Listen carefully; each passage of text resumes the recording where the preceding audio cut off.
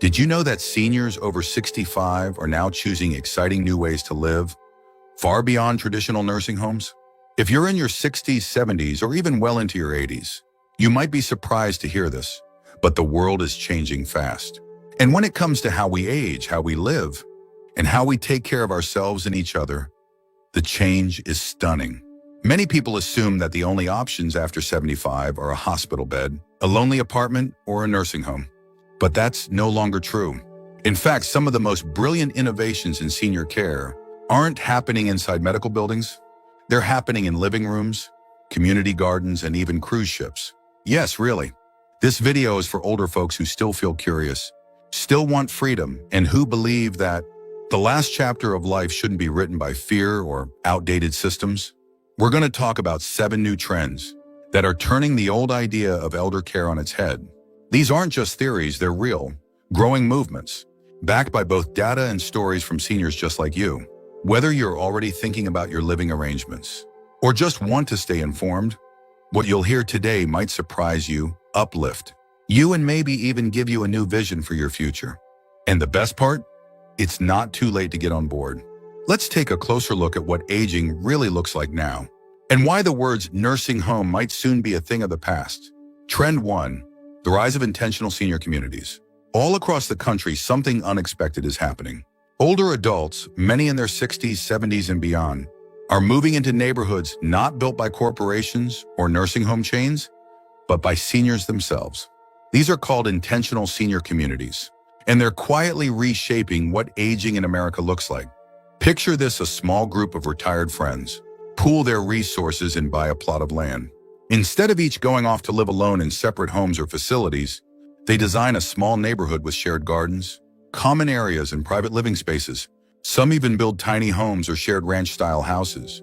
It's not about isolation, it's about dignity, freedom, and staying socially connected without sacrificing independence. What makes these communities so powerful is that they're built around shared values. Maybe it's sustainability, maybe it's wellness, or maybe it's simply aging together with people who get it. These aren't places where you're treated like a patient. They're places where you're treated like a full human being. Psychologically, this solves one of the biggest issues we see in aging: loneliness. Carl Jung once wrote that the worst part of aging isn't the body breaking down. It's feeling like you're no longer useful, like you've been put on a shelf. But in these communities, older people are needed. They cook together. They check on one another. They share stories, books, tools, and time. There's one woman, Joyce, who's 82, and living in one of these intentional communities in North Carolina. She told a local journalist, "We decided that we didn't want to grow old in silence. We wanted to laugh together. We wanted to be seen." And that's exactly what these places offer. Not just care, but connection. It's not a fantasy. It's happening, and it's growing. Zoning laws are starting to adjust to allow for these kinds of setups. Home builders are beginning to recognize the trend, and older Americans are realizing that they don't have to choose between independence and support. They can have both. The real beauty of these communities isn't in the architecture. It's in the mindset. It's in the idea that you can age with others without losing your sense of self, that you can build your future with your own hands, even if those hands are a little slower than they used to be. And for those of us who've worked hard all our lives, doesn't it make sense to spend our later years not just surviving, but belonging? Trend 2, tech-powered aging in place. If there's one thing that's changed, aging more than anything else in the last 10 years, it's technology, and not just the kind that lets you video call your grandchildren. We're talking about the quiet revolution. That's letting people in their 70s and 80s live alone longer, live safer, and live better, all without giving up their dignity. Let's start with the basics. Fall detection used to mean wearing an awkward device around your neck.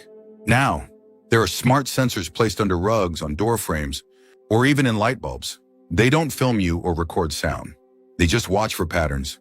And if you fall or if something seems off, like you haven't left your bedroom by noon, the system sends a gentle alert to a loved one. It's not about surveillance. It's about silent safety. And it's not just safety. Smart home systems are becoming caretakers in their own right. A voice assistant can remind you to take your medication. A smart oven will shut off automatically if it's left on too long. Lights come on when you get up at night to prevent falls. Even front doors can be locked remotely if you forget. There's a man I know, Larry, who's 79 and fiercely independent. He lives alone and has no intention of moving into a facility, but his son installed a few discrete devices in his home. Now, if Larry doesn't make coffee by 9 a.m., something he's done every day for 50 years, his daughter gets a message. She usually texts him just to check in. He doesn't feel watched. He feels cared for without being hovered over. The psychological shift here is important. Carl Jung often spoke about the human need to maintain autonomy even in decline. And that's what this text supports. It doesn't infantilize you. It supports your ability to remain who you are on your own terms. And let's not forget telemedicine. In the past, getting to the doctor meant a ride, a wait, and half a day gone. Now, you can consult with a specialist from your living room. You can send daily blood pressure updates or glucose levels without leaving the house. It's saving lives and sanity. And then there's community tech. Seniors are starting to use apps, not just to watch videos or scroll pictures, but to find others nearby who want to go for a walk, share a meal, or play cards. In some neighborhoods, a single app connects a dozen seniors who meet once a week for trivia night, all because someone clicked join. The beauty of it is that none of this is flashy. It's not for show. It's not to prove that seniors are hip or modern. It's about the quiet confidence that comes from knowing your home is working with you, not against you. It's about staying connected even when the world feels fast and far away. It's about giving your children peace of mind while still giving yourself the space to breathe. And here's what really matters. These tools aren't just for the wealthy. Many are affordable, and some are covered by Medicare or community programs. Local governments are starting to catch on, realizing it's cheaper and kinder to help people stay in their homes than to move them into care too soon. Aging in place used to mean sitting in the same chair, watching the same television, waiting for someone to knock on the door. Not anymore. Now it means you've got tools that support your independence, routines that help you stay grounded, and subtle safety nets that catch you before you fall. So, if you're someone who values your home, your freedom, and your sense of self, this new trend is worth paying attention to. Because aging doesn't have to mean surrendering your space. It can mean upgrading it so it grows with you. If you're still watching this video and finding these insights valuable, please comment number 2 below to let me know you're here. And if you haven't subscribed yet, I recommend you subscribe and turn on the bell so you don't miss any videos. Your support helps us continue creating good content to inform and inspire you. Now let's move forward. Trend 3, intergenerational housing models.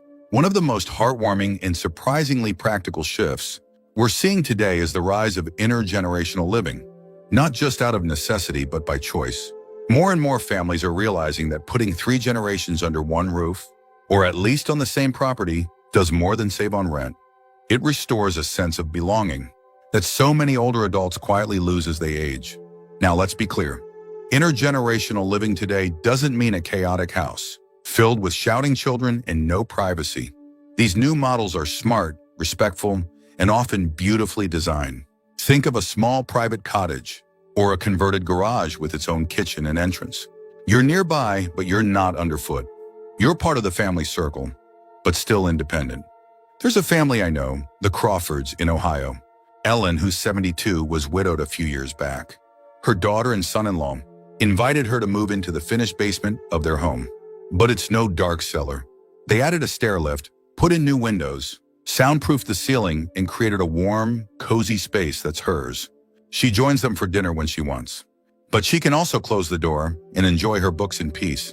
And you know what's remarkable? Everyone benefits. Her daughter doesn't have to worry about whether she took her medicine. Her grandchildren get to know their grandmother as a person, not just a holiday visitor. And Ellen, she says she feels younger, just from being around people who laugh loud and live fully. This trend is about more than convenience. It taps into something Carl Jung often explored: the need to find new roles and purpose as we age. In intergenerational homes, older adults aren't treated like passive guests. They're mentors, storytellers, even co-parents at times. Their presence grounds the family. Their wisdom fills the house. Of course, this kind of setup isn't for everyone. Some seniors treasure their solitude, and that's perfectly fine. But for many, the idea of aging alone, of growing old in silence, is far more frightening than the idea of sharing space. And communities are starting to reflect this too. In Oregon, there's a housing development designed around this exact idea. It features duplexes and triplexes where older and younger families live side by side by design. There's a shared garden, a community room, and monthly potlucks. The elders don't feel pushed aside. They feel woven in. Even urban planning is catching on. Some cities are changing zoning laws to allow accessory dwelling units, also called granny flats, on existing properties. That means families don't have to break the bank or uproot to care for an aging parent. They just build smartly together. And let's not overlook the emotional healing this can bring. I've seen it with my own eyes, parents and adult children who hadn't really talked in years, suddenly rediscovering one another. Not through big dramatic conversations, but through daily life. Morning coffee, evening walks, shared meals. Living together with enough space and clear boundaries can mend old wounds, build new memories, and strengthen the very fabric of family. It's a quiet antidote to the loneliness that creeps in when we believe we're no longer needed. So if you've ever felt torn between maintaining your independence and staying close to those you love, know that there's a middle path. Intergenerational housing isn't a step backward. It's a thoughtful step forward, a way to age with dignity, meaning, and connection. And in today's world, that might be the greatest gift of all. Trend 4, affordable senior co-housing communities. There's a quiet revolution happening in how older adults are choosing to live. And it's not in hospitals or gated retirement villages. It's in co-housing communities. Not the kind where you're stuck with a roommate, but where you own or rent your own private unit and choose to share certain spaces, like a garden, kitchen, or community lounge, with people you actually enjoy being around. What makes this model so powerful is that it's built on shared values, not shared obligations. These aren't just random neighbors thrown together by chance. They're people who've chosen to be part of something more intentional. People who say, I want to age with others who are kind, respectful, and want connection, but also quiet when I need it. Take, for example, a small community outside Minneapolis, where 12 seniors, all in their late 60s to mid-80s, pooled their savings to buy a plot of land. They built a cluster of small cottages facing a central courtyard and agreed on a few basic rules: shared meals twice a week, weekly, check-ins, and mutual support for errands or appointments. There's no staff, no management company breathing down your neck. Just a circle of peers who look out for each other, not in a clingy way, but in a way that says, you matter, and you're not invisible. One man, Harold, 78, said he hadn't had this kind of community since he was in college. We sit around the fire pit on Friday nights, he said. We share food, talk politics, laugh, and when one of us needs help, someone's always nearby. But no one's in your business unless you invite them. This setup works so well because it gives you the three things many seniors lose after retirement: autonomy, social contact, and a sense of contribution. You're not a patient. You're not a burden. You're part of something living and evolving. Even better, many of these co-housing communities are designed to be affordable. People split maintenance costs. They grow their own vegetables. They hold group garage sales and share streaming services. It's not about being frugal, it's about being resourceful and feeling secure. This model also addresses a growing fear among many seniors, the fear of being found alone after an accident or health scare. In co-housing, it's not just about proximity, it's about awareness. If your light's not on by 9 a.m., someone knocks. Not to invade, but to check. Just in case. Carl Jung believed that in later life, the human spirit craves deeper connection and meaning, not just survival. And co-housing delivers both. It's not utopia, but it's a way to write your own story in the company of others who are doing the same. Now, these communities don't just pop up overnight. They take planning, dialogue, patience, but more and more groups are forming, starting with a few like-minded friends and building outward. And cities are beginning to support it too, easing zoning restrictions or offering grants to get these initiatives off the ground.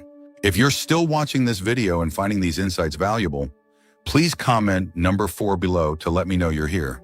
And if you haven't subscribed yet, I recommend you subscribe and turn on the bell so you don't miss any videos. Your support helps us continue creating good content to inform and inspire you. Now let's move forward. Trend 5, high-tech aging-in-place devices.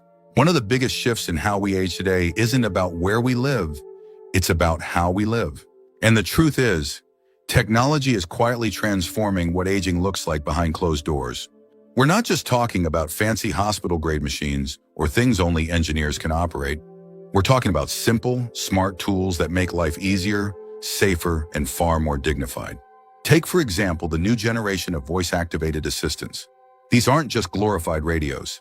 Seniors are using them to control lights, lock doors, call family, check the weather, and even remind them to take medication just by speaking.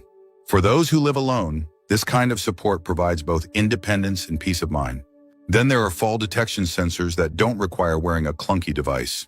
These smart systems learn your daily patterns.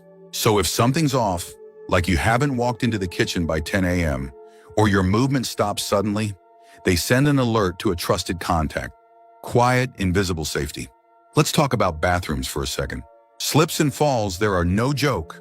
But now there are smart tiles that detect standing water, light strips that turn on when your feet hit the floor, even toilets with built-in sensors that track hydration, signs of infection, and more, all without you needing to do anything differently. It's like having a silent nurse in your home without giving up privacy. And speaking of privacy, many of these tools are now designed with seniors in mind. That means no cameras, no invasive monitoring, just simple, respectful automation that supports rather than intrudes. There's a story about a woman named Judith, 81, who had surgery last year and chose to recover at home instead of a rehab facility. Her son set up a smart monitoring system with motion sensors, medication reminders, and a two-way video doorbell. Judith said, "I didn't feel watched, I felt supported. I could rest, heal, and stay in my space. I wasn't just a patient, I was me." Carl Jung often spoke about the importance of wholeness and the inner life as we age. Technology used right allows us to retain that inner life instead of being reduced to checklists and nursing charts. Now, I know some folks are hesitant. "I don't do gadgets," they say. But here's the thing, it's not about becoming tech savvy. It's about choosing tools that quietly protect you so you can live more fully. And younger family members are often more than happy to set these up for you. They'd rather know you're safe than get a call from the hospital. These aging-in-place tools are already replacing the need for many types of institutional care.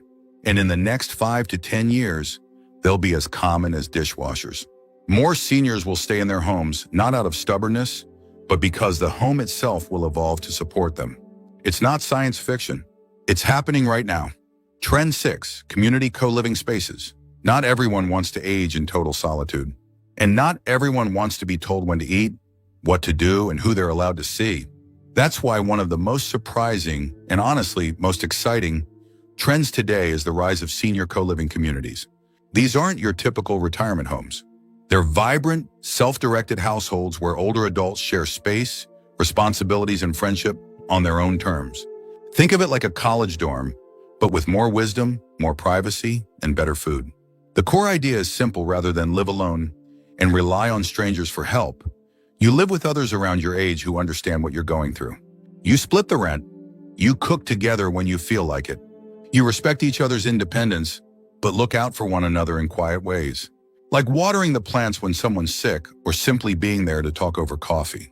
One of the most powerful parts of this trend is that it's often started by seniors themselves, not corporations, not developers.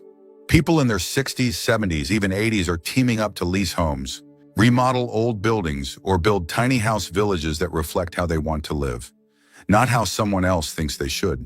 There's an example in Oregon where 4 women in their 70s bought a big house together and each claimed a room. They share a kitchen and common spaces, and even rotate shopping runs. When asked if it felt strange, one of them said, "We've lived enough years to know what we don't want. We want peace, company, and control, and that's what we built." Carl Jung would have called this individuation, the process of becoming more yourself as you age. These co-living setups are a reflection of that inner clarity. You're not disappearing into a crowd or vanishing behind a curtain of medical care. You're stepping more fully into your preferences, your energy, your rhythm. It also reduces financial pressure. Rent and utility costs are shared. So is food. And in places where home prices have soared or retirement funds run thin, this arrangement gives breathing room. You get companionship and affordability. Of course, like any living situation, it takes respect, communication, and boundaries. But many people find it easier than expected. After all, you've been through marriages, kids, jobs, loss. A little housemate tension? That's nothing new. But the rewards, warmth, laughter, feeling seen far outweigh the learning curve. If you're still watching this video and finding these insights valuable, please comment number 6 below to let me know you're here. And if you haven't subscribed yet, I recommend you subscribe and turn on the bell so you don't miss any videos. Your support helps us continue creating good content to inform and inspire you. Now let's move forward. Trend 7, wellness-focused retirement villages. What if aging wasn't about decline, but about reinvention? And what if your home was built entirely around that belief? That's the vision behind a growing wave of wellness-focused retirement villages that are changing how older adults live, heal, and thrive. These aren't the Florida golf cart communities of decades past. These are purpose-built villages that integrate movement, nutrition, social engagement, and mind-body care into everyday life. And they do it with style and intention. At the center of these villages, you'll often find wellness centers, not just gyms, but spaces that offer Tai Chi in the morning, group acupuncture in the afternoon, nutrition counseling on Thursdays, and community gardening on weekends. These places understand that aging well isn't about just avoiding illness. It's about maintaining vitality and, where possible, building new strength. Many of these communities are designed in partnership with gerontologists, psychologists, and even behavioral economists. They take what we know about healthy aging, both physically and emotionally, and they bake it right into the sidewalks, walking paths, lighting, and even the colors of the buildings. It's all subtle, but it works. People in these spaces walk more, smile more, engage more, and according to several studies, they stay out of hospitals longer too. One thing that sets these villages apart is how they foster purpose. Residents aren't just killing time. They're mentoring younger people, leading community events, even forming clubs around topics like woodworking, storytelling, or plant-based cooking. There's a rhythm of contribution. It feels like you're still part of something real. This is where Jung's psychology fits again. In his later years, he emphasized the importance of integration, not splitting life into before and after retirement, but staying whole, connected, curious. These villages reflect that. They don't just house you, they energize you. Of course, not every one of these places is affordable, but the trend is moving in the right direction. More nonprofits, city partnerships, and foundations are stepping in to build affordable versions, especially in places where older populations are growing rapidly. The future of aging won't be rows of hospital beds. It will be greenhouses, conversation circles, and a gym where the instructor actually knows what a 75-year-old shoulder can and can't do. And the biggest surprise? Many of these wellness villages have long wait lists, not because people are desperate, but because they're excited. Aging doesn't have to be an ending. It can be a whole new chapter with better lighting, better walking paths, and better coffee. Final thoughts. If you're in your 60s, 70s, or even 80s, you've probably heard someone say, just prepare for the nursing home. But today we've seen that there's a very different future opening up for people like us. A future where aging doesn't mean giving up control, but gaining new options. A future where you can live around friends, stay active, stay sharp, and choose what kind of life you want to live on your terms. What stood out to you the most today? Was it the idea of co-housing with friends? The technology that keeps you safe without stripping your privacy? Or the notion that one day you could age in a vibrant, intergenerational village where every day feels like an opportunity, not a countdown? These 7 trends aren't fantasy. They're happening right now. Slowly but surely, the world is catching up to the truth we've known all along. Aging is not something to fear. It's something to shape with wisdom, courage, and community. And let's be honest, many of us didn't have this kind of vision growing up. We were taught to work hard, raise kids, and then just fade quietly into a recliner. But that old story is falling apart. You don't have to settle for it. You get to choose how your next chapter is written. That's the power of staying informed and open-minded. So take what you've learned today and think about it. Maybe even talk about it with someone you trust. Because change doesn't always start big. It starts with a conversation, a new idea, or a small shift in how we imagine what's possible. Thank you for joining us today. We'd love to hear from you. Leave a comment below and share one thing you learned today and how you plan to use it in your life. Your thoughts are important to us, so don't hesitate to share them. Reading your comments gives us great motivation and encouragement. If you enjoyed this video and found it helpful, please like, subscribe, and share. Your support helps us continue creating good content to inform and inspire you. Thanks for watching, and we look forward to seeing you in the next video.